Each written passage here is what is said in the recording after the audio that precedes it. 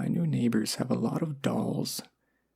I saw boxes of the things outside their apartment, just down the hall from mine.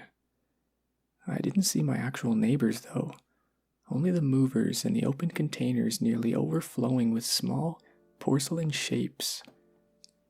I watched from my doorway as more than a dozen of the boxes were piled up in front of the empty apartment. "Who needs those many dolls?" I asked one of the movers as he walked back towards the elevator. He just shook his head. I considered saying something to the guy about how all of the boxes...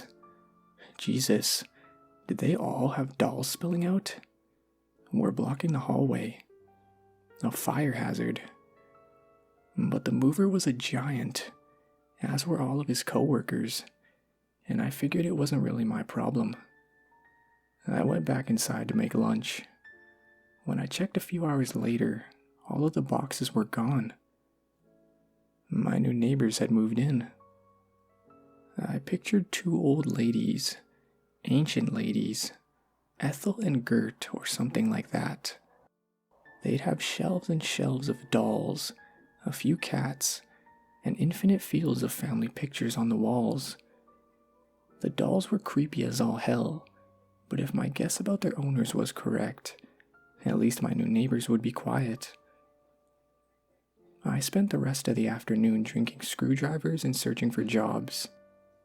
The local classifieds weren't promising, but I did some napkin math and figured I could squeak out enough to survive by selling various bodily fluids and working a little bit of retail. It was hot, so I had my bedroom window open trying to save on AC.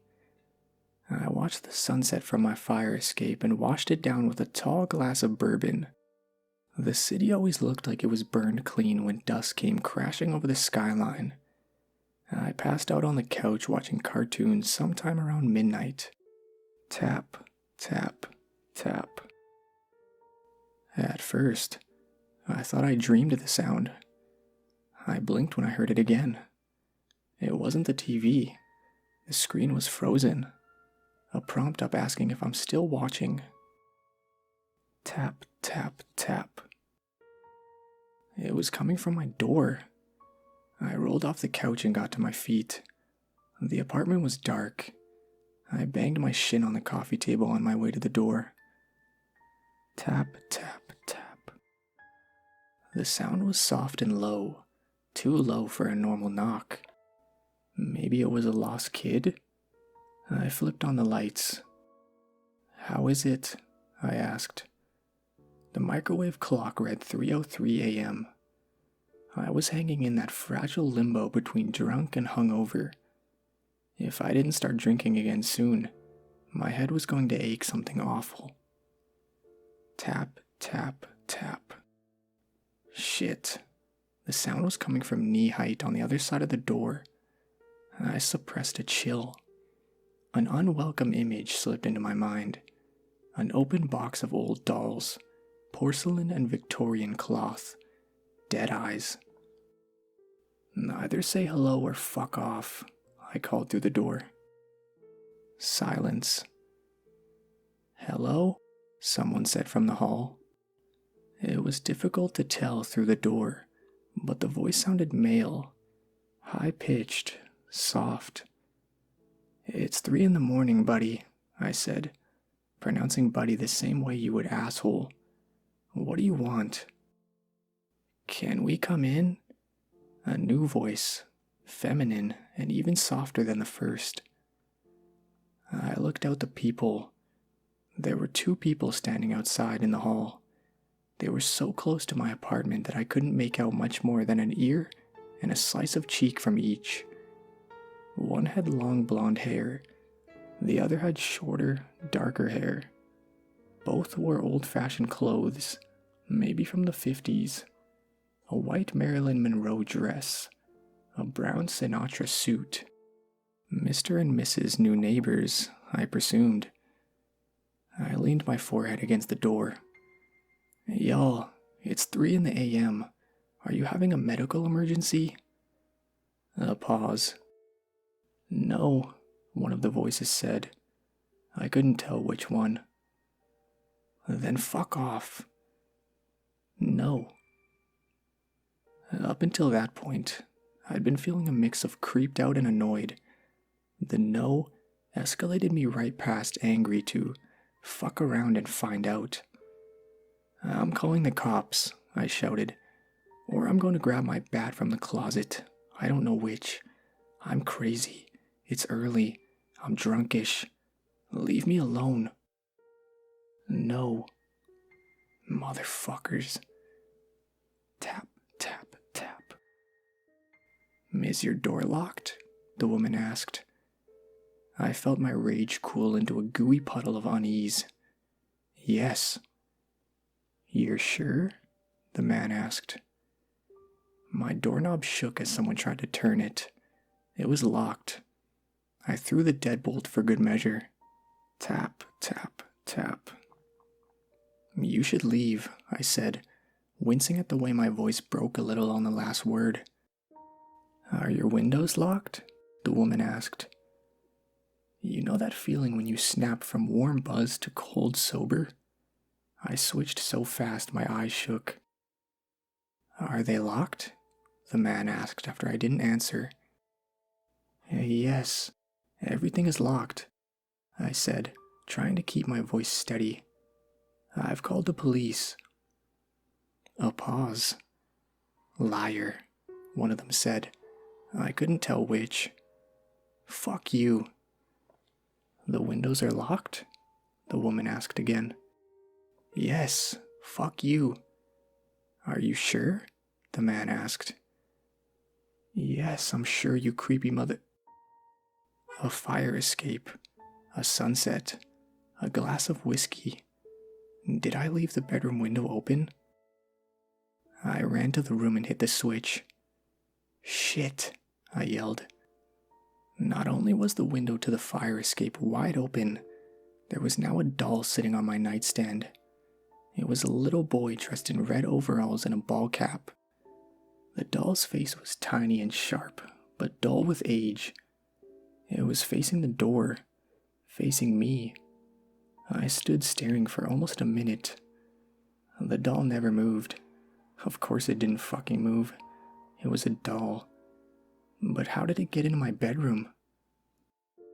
Night city sounds drifted up from the open window. Even at 3 a.m. there was traffic, arguments, cats courting in the alley. I took a few steps towards the doll. Its face really was nearly worn away. The porcelain was stained gray and its features were smooth like wood sanded too many times over the years. "Is someone messing with me?" I asked the doll. I was standing right next to the nightstand, barely blinking. The doll didn't reply or move, but something made a skittering sound behind me. I spun, but the space between me and the bedroom door was empty. Then I heard a click, and the sound of the deadbolt being withdrawn. Someone had opened the door from the inside. "Hello?" a soft voice called out from my living room. It felt like my feet were nailed to the floor. I couldn't catch my breath. The window to the fire escape was still open. I took 2 steps towards it and stopped. There were dolls all over the stairs, the railing, little Victorian-looking fucks with dirty porcelain skin. They were all facing the window. "You should come out, or we'll have to come in," the voice said. I couldn't tell if it was the man or the woman. "Fuck this Twilight Zone shit," I whispered. There was a baseball bat in the corner of my room, you know, in case of a break-in or a spontaneous pickup game or whatever. I went for the bat, keeping one eye on the doll on the nightstand. It wasn't moving. Creepy little shit. "Okay," I whispered. Okay. I burst out into the living room and stopped, bat held high. There were dolls all over my apartment, on bookshelves, the kitchen counter, the TV, the fridge. And sitting together on my couch were 2 mannequins, a man and a woman. They had identical, empty faces, stained and streaked. Her hair was brittle yellow, His was a shoe polish smear. The pair sat completely still, turned towards me. They were dressed just like my neighbors. "Not all of your windows were locked," the man said, his mouth never moving. "We just wanted to say hi," the woman said, lips not so much as twitching. "These were my neighbors?" "What the fuck?" I asked, bat still up. It was a prank. Had to be. Someone filled my house with dolls and now they were throwing their voice. I don't know why or exactly how, but there was no other logical explanation. "What do you want?" I yelled, moving around the room. "Are you sure you want to know?" a voice whispered from behind my ear. I whirled and swung the bat, connecting with nothing but air. I raised the weapon up, then felt it slip from numb fingers. All of the dolls had moved. Every one of the things, maybe 20 or 30, were facing me. And my neighbors, the mannequins, now they were standing up.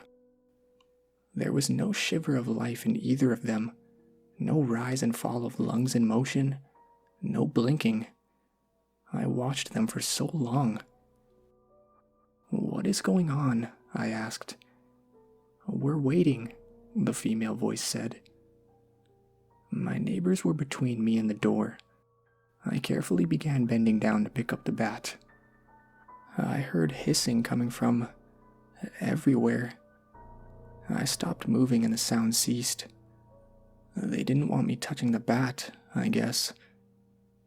"What are we waiting for?"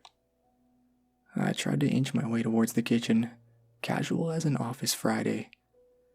I was pretty sure my phone was on the small table in there where I'd been drunk texting my ex. A quick glance confirmed that my phone was there, right next to 3 dolls.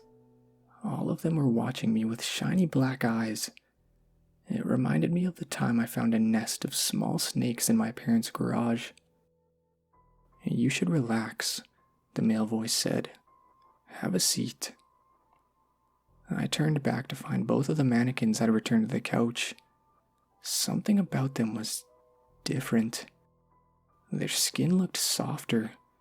There was color in the dirty porcelain, and I thought I saw the slightest movement in their chests. I went to my desk in the corner and sat down, never taking my eyes off the creatures. "You didn't tell me what we're waiting for." "Friends," the female voice said. "We've been waiting for more than an hour."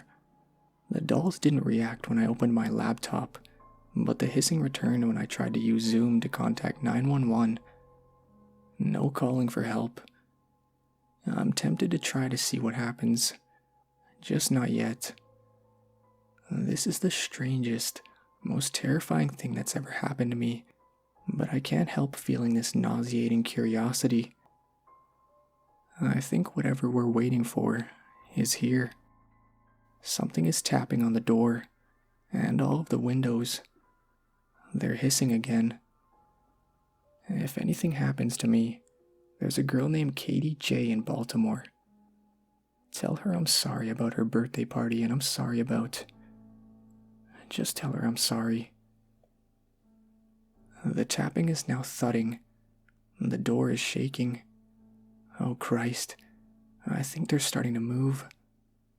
I might not get another chance to put this up. If you're the praying type, please pray for me.